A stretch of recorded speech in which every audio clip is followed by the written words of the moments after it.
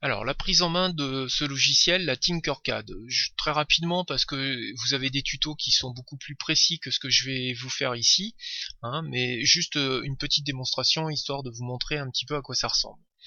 Alors vous avez dans un premier temps un cube ici qui est très intéressant parce que c'est lui qui va nous permettre de faire pivoter le plan de construction, et on en aura besoin certainement, vous en aurez besoin pour définir et positionner certaines formes.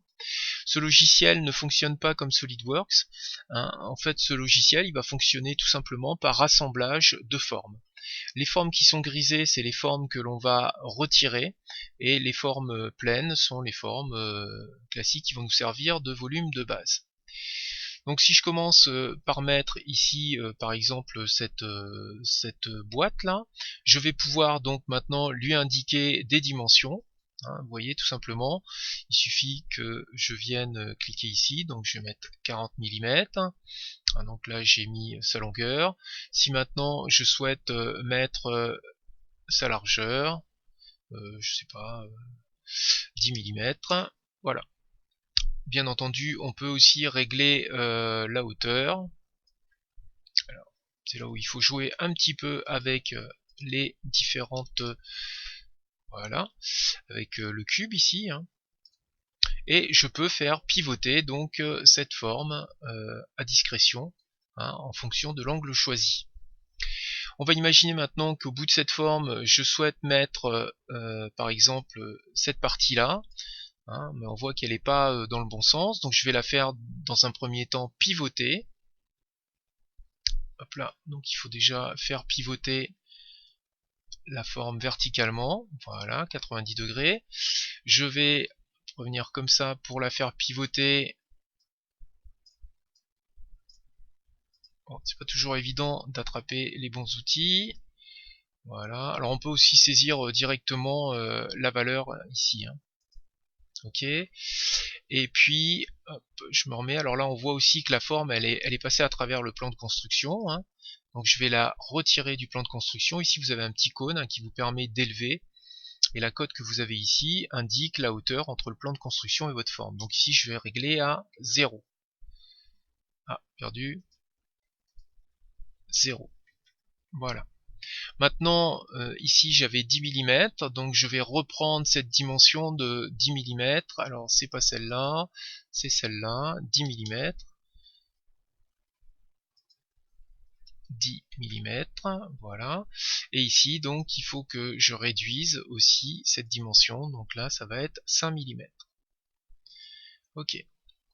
Donc je n'ai plus qu'à amener cette forme au-dessus de l'autre. Alors pour ça, c'est peut-être mieux de se mettre en vue de haut, hein, et n'hésitez pas à zoomer aussi, hein, pour être le plus précis possible, hein, pour pouvoir amener vos pièces les unes contre les autres. Vous avez ici un outil qui vous permet de basculer en 2D ou en 3D. Hein. Pour faire ce genre d'opération, c'est peut-être mieux d'être en 2D. Voilà, je me repositionne en 3D. On voit que cette pièce, elle est beaucoup trop haute, donc je vais réduire sa dimension, là encore, 10 mm. Voilà. Et là, concrètement, j'ai obtenu ce que je souhaitais faire, donc mettre ce demi-cylindre au bout de mon parallélogramme. Hop. Je vais maintenant faire un cadre de sélection autour de tout ça, et je vais regrouper les formes pour n'en faire plus qu'une. Voilà. Je peux changer la couleur. Voilà, je n'ai fait qu'une forme. Donc il faut réfléchir un petit peu différemment qu'avec SolidWorks. Hein, ça demande une petite gymnastique d'esprit dans un premier temps, avant de vous lancer à corps perdu là-dedans, dans la modélisation. Réfléchissez bien, quelle forme je dois additionner avec quelle autre forme pour obtenir ce que je souhaite. Si maintenant je veux enlever une forme dans tout ça, hein, si par exemple je veux faire un trou là-dedans, c'est très simple, on vient ici, on va prendre le cylindre, mais là qui est hachuré, hein, puisque là c'est les formes que l'on souhaite enlever, et toujours pareil, je vais donc modifier les cotes, donc je vais faire 5 par exemple, ici, 5 ici. Ensuite il va falloir que je le positionne dans ma pièce. Alors attention, là je vais vous le positionner n'importe comment, hein, mais pensez bien que par l'avenir, hein, c'est pas n'importe comment qu'on positionne. Il y a un outil qui est très intéressant, c'est l'outil règle, qui vous permet donc de positionner votre forme l'une par rapport à l'autre. Donc par exemple, hop, je vais passer à travers. Hop là, je descends donc cette forme. Donc, vous voyez là, elle dépasse des deux côtés, hein, c'est pas un problème puisque je vais faire un trou.